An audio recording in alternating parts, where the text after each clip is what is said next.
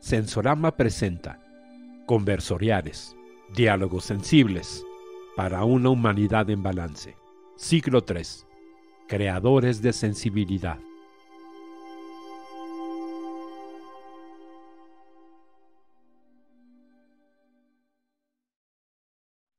Hola, ¿qué tal? Bienvenidas, bienvenidos, bienvenides a este conversorial Creadores de Sensibilidad. En este capítulo estaremos hablando sobre lo sutil también trabaja, y para ello tenemos a dos invitadas muy especial. Tenemos a Roberto Hernández. Rob, bienvenido. Rob es licenciado en Psicología por la Universidad Nacional Autónoma de México con especialidad en Psicología Organizacional.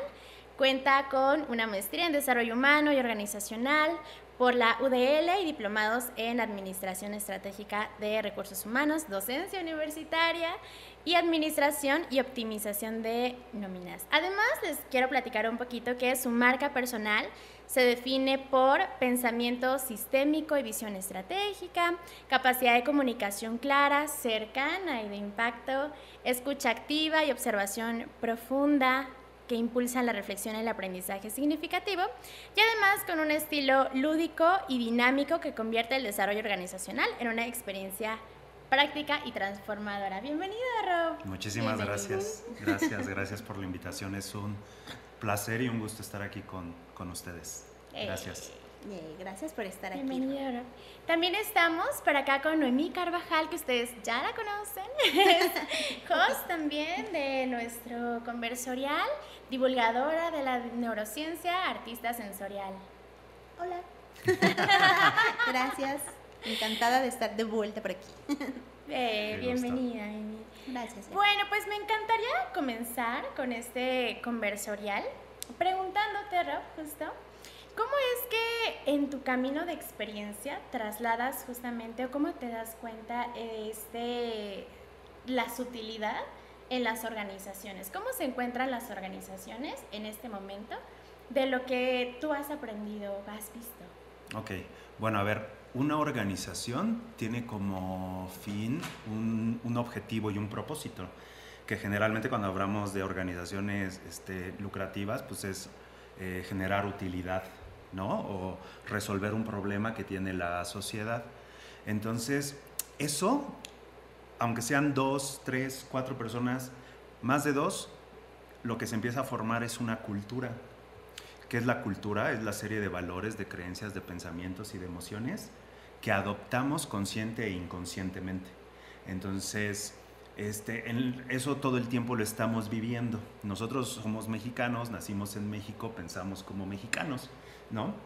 Y tenemos cosas que nos pueden potencializar, porque yo creo que el mexicano tiene muchas habilidades, ¿no? Es muy inteligente, es muy creativo, es muy innovador, puede desarrollar, pero también está en su dualidad la parte oscura, ¿no?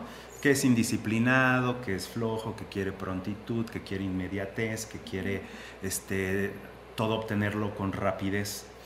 Entonces, dentro de una organización, cuando no están bien los procesos, políticas, procedimientos o procesos, y de lo que sí se puede y no se puede hacer, se va mezclando, y entonces, en vez de que una cultura predomine por la organización, predomina por intereses propios. Y entonces es ahí donde vemos como ese cambio que yo digo, no, es que yo soy amable, pero cuando me ves, te hago cara, ¿no? Así, ¿cómo estás? Pues bien, buenos días, pues ¿qué tienen de buenos, no? Y eso, aunque pareciera que es broma, te deja ver como esos pensamientos que pueden no estar alineados con la organización, y al no estar ahí, aunque se pueda llegar al resultado, al objetivo, al propósito, a lo mejor la forma va a ser más desgastante. Yo pongo un ejemplo aquí, es como si nosotros fuéramos una organización y vamos en un barco, y yo digo, vamos a llegar a la India, perfecto, y entonces empezamos a remar, pero tú remas para un lado, ella rema para otro, yo remo para otro, y entonces nos empezamos a desviar y probablemente no lleguemos a la India. Nos vamos a mover, vamos a llegar a otro lugar, pero a la India no. Y en ese proceso va a ser desgastante, porque algo que puede ser armónico y podemos trabajar en conjunto y sincronizarnos, pues se vuelve a ver quién jala más, a ver quién rema más, a ver quién tiene más fuerza, y entonces desde esa coerción pues se vuelve un desgaste. Y creo que todas las organizaciones lo tenemos, porque no hay un ser humano perfecto, todos somos perfectibles.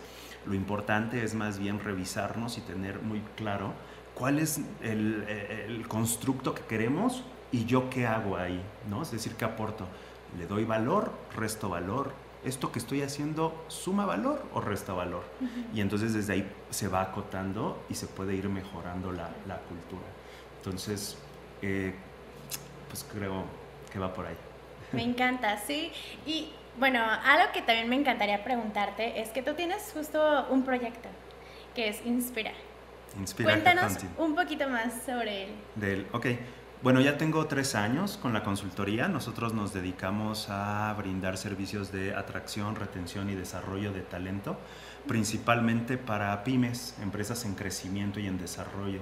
Porque creo que son, el 98% de la economía en México es de empresas familiares, ¿no? Y de esas, en su mayoría, son pequeñas empresas. Entonces, hay datos estadísticos que te dicen que las empresas no duran más de 5 años, las pequeñas. ¿Por qué? Porque le falta a lo mejor estructura, porque le falta visión, porque le falta desarrollo, capacitación, y luego tener acceso al talento para esas empresas económicamente no es tan viable, ¿no? Entonces, nosotros nos enfocamos en poder brindarle no solo el reclutar y encontrar que tenga un fit entre la organización y el talento y lo que se requiere, sino ya lo tienes y muchas veces se cree que por decirte, oye, aquí está tu manual y esto es lo que hay que hacer y esto es tu objetivo, se cree que eso es una inducción. Y la inducción o el onboarding es, te empiezo a formar lo que yo espero en comportamiento, en actitud y en pensamiento de ti dentro de la organización. Todo eso es un proceso, es como el enamoramiento con las personas, ¿no? O sea, si llegas y conoces a una mujer y dices, me encantas, vente, vamos a la cama, pues te vas a decir, oye, espérate, claro. ¿Qué te pasa? Es todo un proceso, sí. Es acá lo mismo. Un cafecito primero. ¿No? Entonces, al final, me encanta trabajar con esas empresas porque el cambio se ve drásticamente. O sea, sí se ve ese cambio de conciencia, de simplemente darte cuenta, ok, si yo te doy este manual nada más y te dejo que trabajes 90 días, pues te lo dejo muy personal, ¿no? O sea, vas a entenderlo a como tú quieres. A diferencia de que si me siento contigo, te lo explico, te doy la razón, te doy el por qué, el para qué espero, el propósito, y entonces empiezas a formar lo que quieres que pase en tu organización. Oye, Rob, ahorita que estás hablando de eso, nos estabas mencionando y aparte va a estar súper interesante porque ahorita hay como un miedo de las personas de qué va a pasar con la parte de la inteligencia artificial y las cosas que se nos quitan o nos vamos a quedar sin trabajo. Y hay una parte que me gustaría mucho que nos explicaras, porque estamos con las organizaciones y seguramente han escuchado sobre las hard skills y las soft skills. Rob tiene una propuesta bastante interesante respecto a esta línea. Me gustaría leerles un pequeño artículo que encontré por ahí y si les interesa lo ponemos aquí abajillo, el link para que lo puedan leer completo, pero dice... El 85%, bueno, según estudios, que alguien se inventó, no, salieron de Harvard y de la Universidad de Stanford. Dice, el 85% del éxito laboral proviene de habilidades blandas, es decir, no técnicas. Es correcto. Según estudios de Harvard, Stanford, y las soft skills se están convirtiendo en un estándar que puede ser medible y certificable, es decir, ya hay parámetros de medición para poder dar respaldo estas habilidades y no solo las técnicas que siempre son las que normalmente destacan, ¿no? Y dice, solo el 1.2% de las personas evaluadas alcanza el máximo nivel. Estas habilidades importan, se pueden desarrollar, se pueden abrir puertas reales y son herramientas que la inteligencia artificial posiblemente no alcance porque están respaldadas desde una experiencia de vida y una integración, ¿no? Una interacción. Entonces, las están como planteando mucho hacia el tema de que los líderes de las organizaciones empiecen a tomar en cuenta este tipo de habilidades como parte de una formación. Ahora, ¿por qué desde Inspira tú dices, yo planteo renombrar las soft skills porque de soft no tienen nada? De suave no tiene nada. ¿Qué nos dice Rob sobre esto? A ver. Bueno, a ver, creo que sí, a ver, las hard skills son todo ese conocimiento, ¿no? 2 por 2, 4. 5 por 5, 25. O sea, ese que está almacenado y que tuviste que aprender, memorizar y conocer.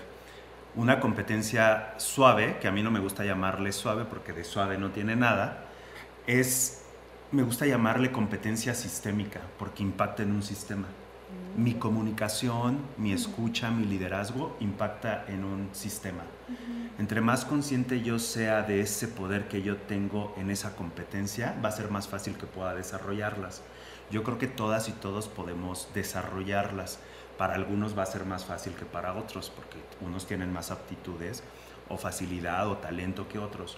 Pero si te enfocas, es como todo se va aprendiendo. Nosotros nacimos sin saber hablar, sin saber caminar, sin saber andar en bici, y lo hemos ido aprendiendo.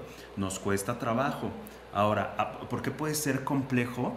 Pues porque a veces tenemos ya ciertos patrones o ciertas forma de pensar o de creencias, aprendizajes que hemos ido adquiriendo a través del tiempo, y volver a hacer ese cambio a veces no es tan fácil, porque aunque te des cuenta, vuelves a hacerlo, ¿no? Y vuelves a hacerlo. Entonces es un trabajo de serte consciente. Claro. Uno dentro de los programas que tenemos en Inspira son una serie de talleres, le llamamos, son 8 talleres, talleres de entrenamiento en pensamiento sistémico. Cuando llegan los clientes y me dicen, Ro, quiero un curso de liderazgo y cambiar y que se lleven súper bien, yo les digo, oye, a ver, en 3 horas, 4 horas, 5 horas, no va a cambiar. O sea, ¿por qué? Porque llevan 30 años, 40 años pensando cómo son, claro, ¿no? La organización tiene 10 sí. años, bueno, pues se ha formado desde ahí. Entonces, Sí. ¿por qué decimos que son 8 talleres? Porque vamos trabajando para que sean conscientes de. ¿Para qué? Para que ya al momento de trabajarlo en las juntas de planeación y organización, en las juntas de coordinación de acciones, en las juntas de desviaciones sistémicas, pueda ser más fácil y decir, ¿te acuerdas que en el taller te dije esto? Aquí lo estamos viendo. ¿Te acuerdas que hablamos de la actitud? ¿Te hablamos del conflicto? Sí. Sobre todo en conflictos, ¿no? Sí. Que es un tema ahí Sí. necesario. Sí, y el conflicto es natural, o sea, el Sí. conflicto es un área de oportunidad. Claro. ¿Cuándo se pierde? Cuando el conflicto se vuelve personal, y entonces de mí depende que te comparta una información, y entonces como me caes mal, como me hiciste algo, como sucedió algo, pues entonces no te paso esa información, y entonces no se dan cuenta que se están poniendo el pie dentro de la organización, porque ya vale más y pesa más lo personal, lo emocional. De hecho, uno de los 8 talleres es de la emoción, y ahorita que leías este artículo, también Harvard dice que el 70% del éxito de un director o de un ejecutivo radica más en la inteligencia emocional, en el manejo emocional, que en el conocimiento. ¿Por qué? Porque trabajamos con seres que sienten, piensan, dicen y actúan, y muchas veces ese sistema de congruencia no está alineado. Y entonces yo puedo decir, sí, estoy súper comprometido, pero puedo sentir que mi jefe no me aprecia, puedo decir que todo está mal y puedo hacer lo mínimo necesario dentro del trabajo. Y entonces no está en nada alineado nuestro sistema de congruencia o de coherencia, y desde ahí va a ser muy difícil que se pueda alcanzar los resultados. Ahí viene el desgaste, ahí se generan más conflictos, ahí hay más problemática, y atender eso es lo sutil y lo valioso. Oye, Rob, ¿y cuál dirías tú que sería como de estas habilidades, cuál sería como tu top 5 de estas son las habilidades que más se buscan o que más funcionan en una organización sana? por ejemplo, ahorita se me ocurre comunicación, ¿no? Sí. Pero ¿cuáles son las que tú has visto que dices, estas serían como la lista de habilidades que yo tengo muy presentes? Sí. Fíjate que comunicación yo lo pondría en uno, pero no comunicación como comunicación, porque de hecho cuando tú llegas a una organización te dicen, ¿qué problemas tienes de comunicación? ¿Pero cómo no se hablan? Sí. Entonces no se comunican. Sí. ¿Cómo estás hablando? Sí. Pero entonces el problema no es de comunicación, el problema es de manejo de la información. Tú eres finanzas o tú eres operaciones y tú eres ventas o producción y entonces tú tienes que compartirle algo a ventas porque ventas ya vendió y prometió algo. Y entonces hay retraso en producción y eso siempre es bien común en empresas de manufactura, que hay broncas entre producción y ventas, ¿no? Sí. Claro. Pero no es de comunicación, es el manejo de la información, Sí. es el manejo de cuánto te tardas en entregar este pedido, cómo lo vamos a hacer, cómo se va a gestionar, qué respuesta vamos a dar. Entonces no es la comunicación, es el manejo de la información y es de dos vías, es lo que hablo y lo que entiendo, ¿no? Y entonces desde ahí se propiciaría la coordinación de acciones. Entonces, sí, la comunicación desde la información para coordinar acciones, para construir algo, llámesele desde el giro que sea de la industria, ¿no? Ese lo pondría como top 1, como top 1. 2, el manejo emocional. O sea, creo que vivimos en una época en donde estamos teniendo una transición y más conciencia para darnos cuenta que la emoción nos puede ayudar y nos puede servir más que bloquearla, ¿no? En el manejo de la emoción yo creo que hay 3 formas de transmitirla. La primera es negando. ¿Qué tienes? Nada. ¿Estás enojado? No, para nada, ¿no? Entonces, ok, te das la media vuelta y ya ves, no te importa, ¿qué te pasa? Se te está diciendo. Y me ignoras, ¿no? La segunda es te conviertes en la emoción. Y yo creo que es la más dañina, la más destructiva y la más nociva, ¿no? Entonces, te enojas y entonces empiezas a gritar y te comportas desde el enojo. Y la tercera es la más asertiva. Sí estoy enojado, reconozco eso, pero reconocer me da la oportunidad de modificarlo, de cambiarlo, claro, de ajustarlo, de hacerme cargo. O sea, de hecho, si nos vamos a la etimología de emoción, proviene del latín emotion, motion, movere, movimiento. Es un movimiento, la emoción es un movimiento, es una energía que dispara bioquímicamente para hacer algo. La tristeza, el enojo, bueno, todas las emociones primarias y secundarias, ¿no? Sí. Entonces, desde ahí, hacernos cargo y reconocer y no justificar lastimar a alguien desde ahí, creo que cambia mucho la relación, ¿no? Sí, justo es algo de lo que te iba a preguntar, porque el tema emocional es un tema que me encanta esto que mencionas al inicio, es como cultura. Como mexicanos, mexicanas, es un punto muy importante y muy específico, a diferencia de otras culturas, ¿no? Aquí, como mexicanos, justo puede haber mil cosas, ¿no? Entonces, en esta emoción, ¿cómo tú visualizas, Rob, que puede ser importante abordarla hacia un entrenamiento muy específico? Porque no es solamente como dices, llevamos toda una vida comportándonos de cierta forma y es algo además que no nos enseñan en ningún otro lado. Justo, sí. Si no lo podemos aprender en casa, no nos lo enseñan en la escuela. ¿Para qué me enojo? ¿Para qué siento alegría? ¿Para qué estoy sintiendo esta tristeza? No es solamente, pues lloro o me siento triste, siento enojo, sino hay un trasfondo de para qué, ¿no? Y lo hablábamos en algún conversorial anterior, ¿no?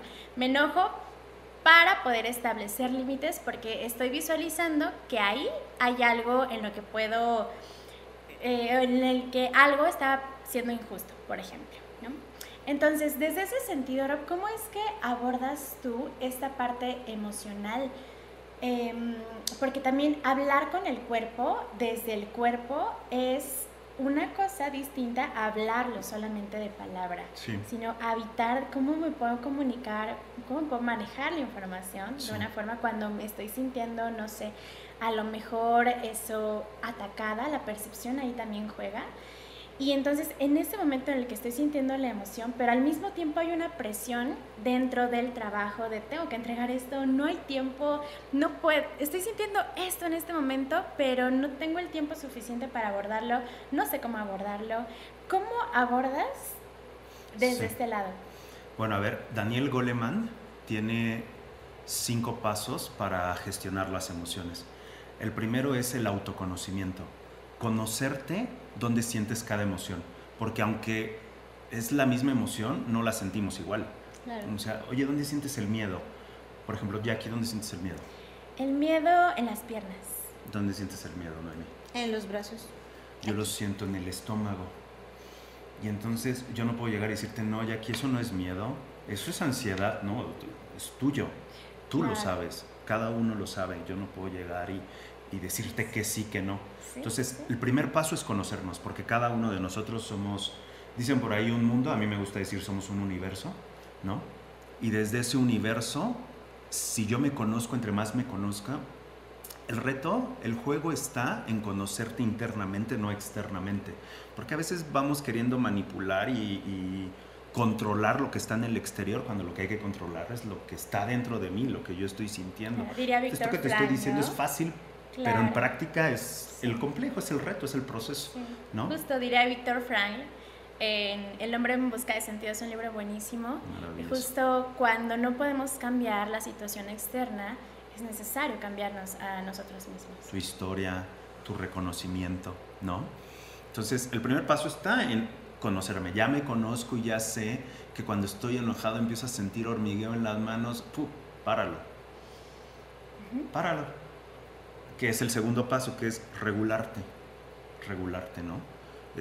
Nada justifica lo que tu emoción, ¿no? O sea, es decir, no con la emoción que sientes vas a justificar dañar o violencia. lastimar algo. Ajá, dañar o lastimar a alguien, ¿no? Ujú. Entonces te empiezas a regular, empiezas a darte cuenta, ya te conoces, bueno, me regulo, ¿cómo me regulo? Haciendo ejercicio, respiración, yoga, o sea, hay muchas técnicas y a cada uno les funciona distinto, ¿no? Ok, ya tienes ese segundo paso, te regulas, ahora viene la empatía, y la empatía ya no es conmigo. Sí, evidentemente requiero tener empatía conmigo para no ser tan duro conmigo, tan rígido, sino poder mostrarme vulnerable, pero en ese proceso la empatía también viene con el otro, porque somos seres biopsicosociales. Claro. O sea, yo puedo decir, yo soy súper zen, la paz, y me siento a meditar, ¿no?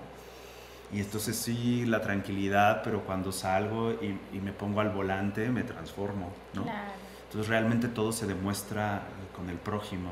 Sí, claro, que Con mi la dolor persona que no es tenemos. ajeno al otro y el dolor del otro no es ajeno a mí. Justo.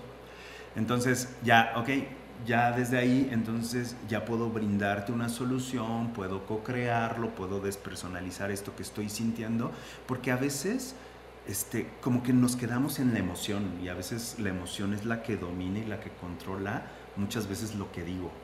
Entonces, ser consciente de eso es el cambio para poder desarrollar las habilidades sociales que te dice Daniel Goleman. Con eso llegas al último para poder gestionar el acuerdo, la comunicación, el liderazgo, el mandar, que sí, que no, dentro de una organización y dentro del ámbito personal, porque yo creo que Claro. no puedes separar una de la otra, ¿no? Sí, sí, totalmente. Oye, ya Es que parte estás de- hablando de Goleman, ¿ustedes intervienen o tiene algo que ver aquí con la teoría de las inteligencias múltiples, por ejemplo, que ustedes también canalicen desde esta observación de, ya me di cuenta que tú tienes facilidad para esto y que tiene que ver con el tipo de habilidades que estábamos hablando, pero ustedes intervienen también desde ahí, desde esta mirada de las facilidades derivadas de la teoría de inteligencias múltiples? No directamente de las inteligencias múltiples, pero sí cuando una organización me pide un talento, sí verificamos si va a ser fit con su jefe, ¿no? Si su liderazgo va a empatar con lo que espera de su colaborador. También organizacionalmente empata con la cultura. Y desde ahí también nos adentramos a entender a la persona en 3 aspectos. El primero es qué tanta capacidad tiene, qué capacidad de lo que dice que hace, ¿no? Es como las competencias. El segundo es la suficiencia, qué tan planeado y organizado somos. Yo creo que el mexicano y el latinoamericano, me atrevería a decir, no es tan planeado y tan organizado. O sea, somos más de... sí. ¿A que no puedes? ¿A que no puedes? Claro que sí puedo y lo hago y lo hacemos bien. O sea, para eso somos buenísimos. México, ¿no? Surrealista, dirían por ahí. Sí. A diferencia de un alemán y de un japonés, claro. ¿no? Que es muy organizado, muy planeado, estructurado. Sí. Y eso es lo que te da la suficiencia. Eso es lo que te da el compromiso para decir, necesito que me entregues un reporte el viernes antes de las 4 de la tarde. Ok. Si yo me planeo y me organizo, lo entrego. Si veo que no es viable, uso mi conversación para decirte, oye, claro. Y entonces renegocio para entender qué tú quieres, cómo lo quieres, para qué lo quieres, por qué lo quieres a esa hora, y si veo es viable moverlo porque no es factible, claro. ¿No? Y el tercero es la actitud. Sí, ¿Cómo ves el mundo? ¿Con qué lentes observas tu entorno? Y yo creo que la actitud determina más que la capacidad y la suficiencia, porque el otro se entrena. La actitud también se entrena, pero ya traes como un chip, como una programación en tu software y en tu hardware que te hace actuar y comportarte de cierta manera, ¿no? Sí, me encanta todo esto porque hablando específicamente, me voy a regresar un poquito. Creo que también en la cultura general, justo en donde vivimos, tiende a ser muy juzgada en el sentido de que hay mucho, como mucha crítica, y también el tema de lealtad es un tema también muy, a mí se me hace importante. Bueno, actualmente estoy cursando justo un curso de liderazgo y vemos todo un módulo, ¿no? Cómo es que la lealtad puede detonar guerras. Y eso también es un tema impresionante de cómo se puede abordar en la organización. Y temas justo de la lealtad, de la vulnerabilidad, del autoconocimiento. A mí me encantan estos pasos que nos compartiste, porque el autoconocimiento como primer paso es esencial. Si no puedes conocerte en un espacio en donde tal vez no te sientas seguro, segura, en el lugar donde pasas muchas horas al día, ahí pues hay un tema que no termina de encajar, ¿no? Entonces, por ejemplo, aterrizándolo más hacia justo Sensorama, de cómo es que habitamos ese autoconocimiento a partir de cerrar los ojos y adentrarnos en un momento en donde todos tus sentidos están presentes. Aquí lo que solemos hacer es encontrar este espacio para que tú puedas sentir todo lo que necesites sentir. Exacto, permitirte sentir desde el cuidado, desde la cercanía, incluso un espacio muy amoroso de decir, aquí puedes ser vulnerable, aquí puedes soltar cualquier carga que tengas y no te vas a sentir juzgado, juzgada, ni siquiera estás viendo a las otras personas y las otras personas tampoco te están viendo. Entonces, como Sensorama, justo nos hemos encontrado con estos espacios que pueden, digamos, como activar, como ser puntos de activadores, en el sentido de que tú puedes conocer cómo conocerte. Sí. Y aparte, perdón, Jackie. Sí. Es que me vino a la mente ahorita de que ya están en lo de líderes. ¿Por qué?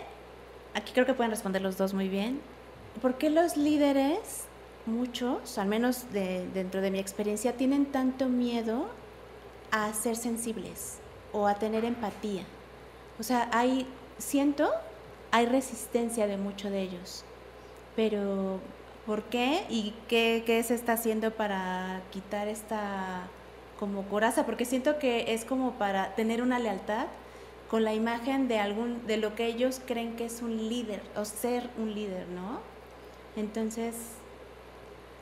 Bueno, a ver, yo creo que si tú le preguntas a un líder, ¿tú quieres ser un mal líder?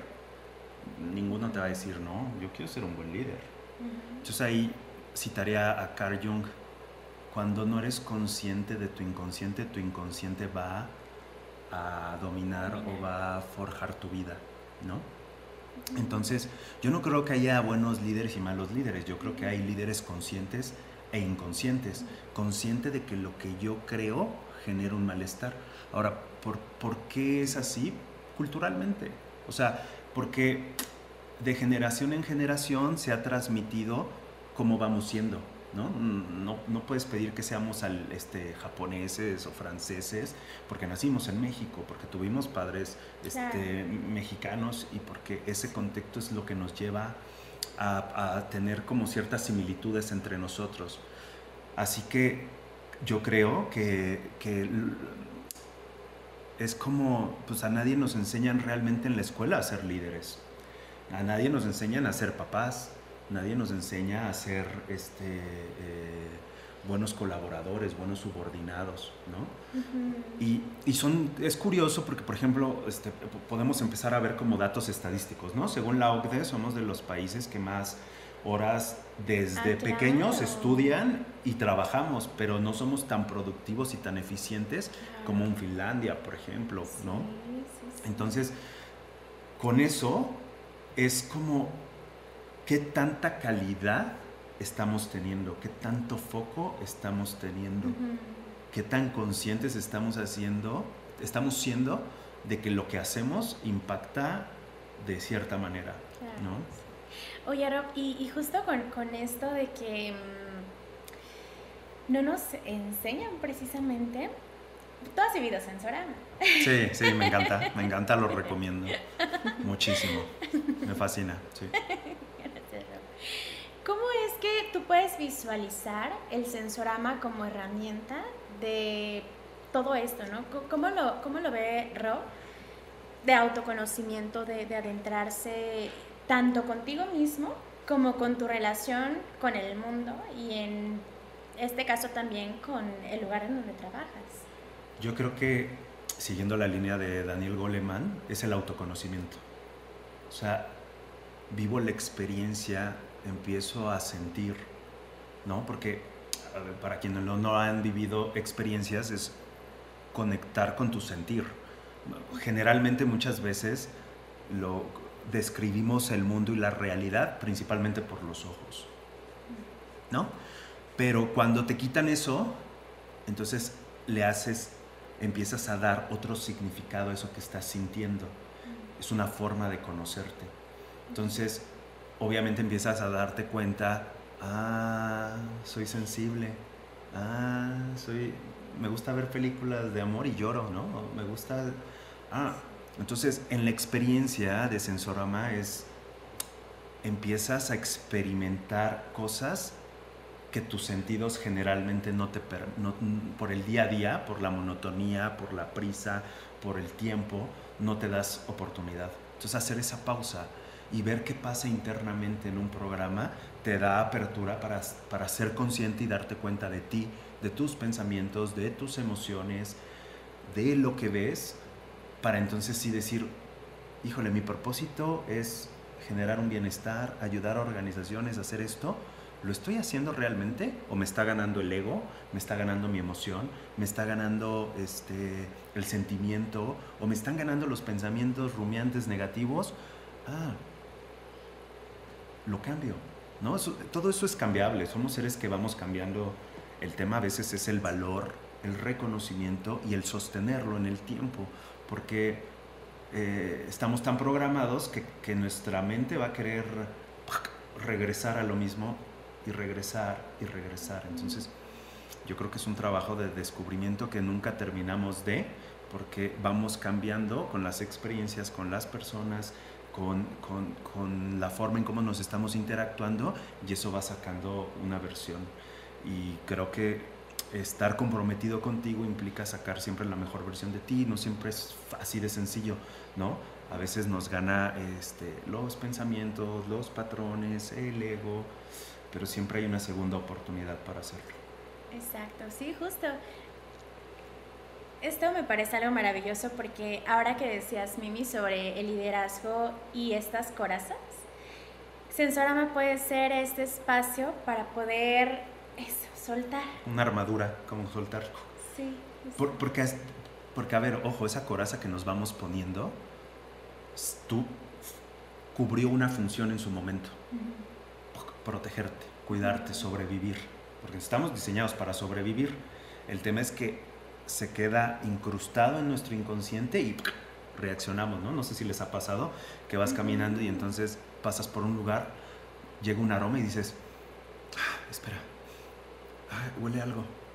Y te recuerdas y te recuerda a tu ex, ¿no? O te traslada algo. Antes de que tu pensamiento y tu memoria lo supiera, tu cuerpo ya lo supo. Exacto, sí. Entonces, cuando no eres consciente de eso, tu inconsciente va a gobernarte. Es mucho estarte dando cuenta. Sí, esos trampolines simbólicos. Es el darse cuenta. Sensorama. Sí, justo. Y pues esto, ¿no? Sensorama, tenemos experiencias, talleres que van en torno a permitirte sentir. Justo si tú quieres habitar este espacio para autoconocerte, para soltar, en una comunidad muy cercana, muy amorosa, también muy consciente, muy empática sobre todo, Sensorama puede ser este espacio para venir a sentir lo que necesites sentir. Y bueno, también hablando de eso individualmente, ¿cómo lo puedes observar, Rob? Que puede ser transformado, trasladado, compartido, no solamente contigo, sino también con la organización, o bueno, con las personas que comúnmente interactúas. Sí. Cuando hay un cambio en ti, el sistema cambia. Porque como tú dejas de hacer, tener ciertas conductas, comportamientos, actitudes, es como, ya está sonriendo, ya es amable, ya me pide las cosas, cuándo, cómo, dónde, ya me pone el contexto, está dando instrucciones, y entonces eso empieza a hacer un cambio también en el sistema, ¿no? Es como la terapia sistémica en familia, o sea, cuando una persona empieza a trabajar, cambia. Obviamente si el sistema es más fuerte que el comportamiento o el cambio de esa persona, pues se va a quedar rezagado, ¿no? O sea, lo importante es empezar a trabajar con todos, y la primera persona que tiene que cambiar y hacerse consciente de eso es el dueño, director, CEO, gerente, porque es como una cascada, es como una pirámide, todos son reflejo del líder, del jefe. Entonces, si él se empieza a dar cuenta, es más fácil, ¿no? Porque a veces llegan y te dicen, es que quiero que ellos cambien. Bueno, para que ellos cambien también tú tienes que cambiar y ajustar la forma en cómo das instrucciones, la forma en cómo pides, el propósito, el objetivo, la razón de ser. Si tú empiezas a tener eso, es más fácil en cascada cambie. Es como si fuera el papá, pues el papá va a mandar a sus hijos, a sus nietos, a sus bisnietos, ¿no? Sí, wow. Y empieza a hacer todo ese ajuste. Ese ajuste, wow, qué valioso. Sí, totalmente. Pues bueno, yo, para ir cerrando este conversorial muy bueno, que podemos hablar mil horas, podemos estar muchísimos aquí hablando de mil temas. Sí. Pues yo me voy con que Sensorama puede ser activador. Detonador, sí, para incluso también permitirte mirarte en un espejo transparentemente, como quién eres tú cuando estás sola, quién eres tú cuando estás en diferentes ámbitos, ¿no? Entonces, sí, por ejemplo, recuerdo que hemos hecho algunas... de todos los programas, justo como dices, Rob, una actitud, tal vez, el manejo de la información, ¿no? La comunicación, los conflictos, etcétera, etcétera, necesitan habitarse a partir del tiempo, porque es estar casi de que prueba y error, ¿no? Sí. En esa exploración, y con esos ojos de exploración, de asombro, de apertura, ok, sí, esto no me funcionó, entonces, bueno, voy a tratar por esto y por esto, más la disposición es lo más importante. Entonces, desde Sensorama tenemos justo consideramos mucho la importancia de tener esta primera sesión o la clave para que las personas puedan conocerse y que puedan conectar con esas emociones que tal vez no se han permitido conectar o no han tenido que han reprimido, ¿no? Que no han tenido la Bloqueado. oportunidad de poder habitarlas en un espacio muy cuidado y a partir de conocer, de saber, sentí esto, me di cuenta de que puedo ser vulnerable, me di cuenta de que puedo pedir ayuda, me di cuenta de que tal vez justo mi dolor no es ajeno al otro, la otra persona también le duele, la otra persona también se alegra, la otra persona también puede ser empática y una vez que conectas con eso en un espacio justo cuidado, te das cuenta de que sí es posible seguirlo habitando y de que sí es posible seguir este entrenamiento mucho más enfocado y directo porque ya lo sentí. Porque ya en ese momento conecté conmigo y también observé, sentí que las demás personas también. Y es que hablar desde la vulnerabilidad es hermoso, es bien bonito, es incluso la fuerza en la misma vulnerabilidad, ¿no? De que siempre en esta cultura muy de colmillo, muy de competencia, muy de cansa, ¿no? Y es bien bonito hablar desde la vulnerabilidad. Entonces, da miedo. Bueno, O sea, a veces da miedo ese sentir, ¿no? Sí. Por eso lo has bloqueado. Porque aparte de la respuesta que tienes, en la cultura es como no sabemos cómo entablarlo, a veces es como no, mejor me enojo, o me voy, o dejo dejo esta relación, lo que sea, y ya. Entonces, ese aprendizaje, o esa desesperanza aprendida, eso, ¿no? Es como, bueno, entonces, ¿para qué hablo si la respuesta que voy a tener va a ser negativa? Claro. ¿Para qué hablo si entonces lo van a percibir de otra forma y entonces me van a culpar y entonces viene a juzgar, como a señalar, a etiquetar, exacto, ¿no? Sí. Los chismes, rumores, ¿no? Que también forman ahí algo en las organizaciones, en el equipo de trabajo. Es todo esto, y es como darnos cuenta de que nuestra respuesta incide en el sistema. ¿Cómo estoy respondiendo para que la otra persona también se pueda abrir, pueda entrar en confianza y podamos resolver problemas de una forma muy asertiva, muy empática? Y es todo un mundo. Sí. Y es utilizar las emociones para expandirnos, ¿no? Y creo que en ese proceso Sensorama te va mostrando que sentir no es malo. O sea, bueno, yo a ustedes tengo de conocerlos más de 10 años. Entonces mi primera experiencia la viví creo hace como 12, 13 años, una cosa así. O sea, era un bebé, pero, o sea, cuando no estás tan acostumbrado, y más creo que los hombres. Porque culturalmente somos los primeros violentados, ¿no? O sea, no llores, un hombre no llora, un niño no, esto. Claro.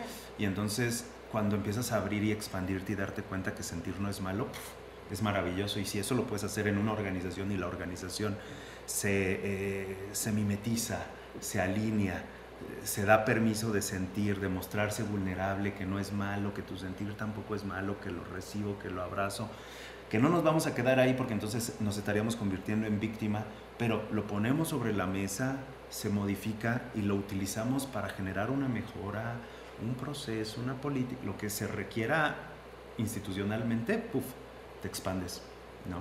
Exacto. Ese poder dejar fluir a la emoción para que sea contenida y de ahí, ahora sí, vamos a la acción. Exacto. ¿No? Exacto. Sí. Permitirte sentir. Eso. Ay, me encantaría seguir hablando de estos temas. Ya sé. Muchísimas gracias. Para justo cerrar este capítulo, ¿algo más que les gustaría compartir para finalizar? A mí nada más me gustaría como invitarlos a que se abran, a que se avienten a experimentar sentir, a que sientan que son parte de un nodo y que como nodo, como parte de un sistema, todo lo que piensas, todo tu sistema de creencias, todo tiene un impacto y que no se etiqueten, es decir, es que yo soy así, ¿no? Se den la oportunidad de poder cambiar, requiere práctica, requiere esta línea del lo que pienso, lo que digo y lo que hago requiere práctica, pero pueden empezar con algo muy pequeño y realmente pueden probarlo en su pequeño sistema, ¿no? Entonces, la invitación es, sean su propio laboratorio, experimenten con su cuerpo, experimenten con sus conductas. Sí, y yo creo que somos seres de procesos, que siempre estamos en proceso, que siempre hay una oportunidad, que hay que ser muy conscientes, y el consciente es darme cuenta de que yo sí o sí estoy impactando donde esté. Claro. ¿Cómo quiero impactar? ¿Qué quiero generar? Y entonces eso te puede llevar a tener ciertas conductas y comportamientos para mantener esa armonía. Pero siempre estamos en proceso. Cuando se cree que no, ya esto ya lo superé, ¿ves? Cuando llega la vida y te dice... Llega la vida.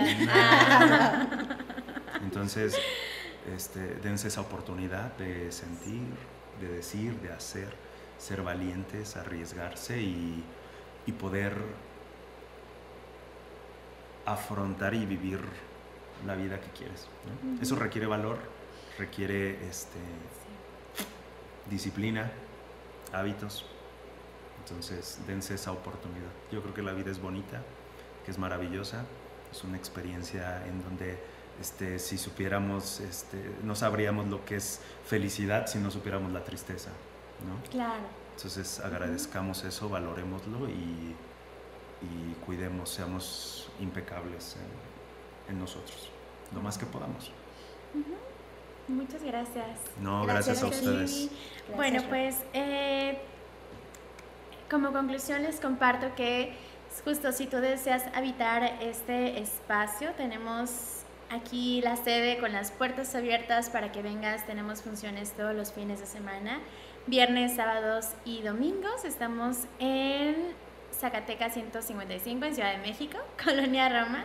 Y bueno, también compartirles que tenemos talleres sobre integración de equipos de trabajo, reconociéndome para reconocer cómo es que me habito primero para poder compartirme con el otro.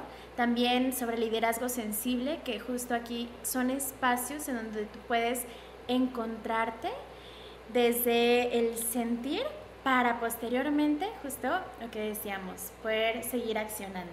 Así que pues aquí Sensorama es tu casa. Y pues nada, agradecer nuevamente, muchas gracias. Muchas gracias, Ro, por su tiempo, por su conocimiento. Y pues gracias a todas que nos están viendo, que tengan bonito día. Nos vemos en un próximo conversorial. Chao. Bye.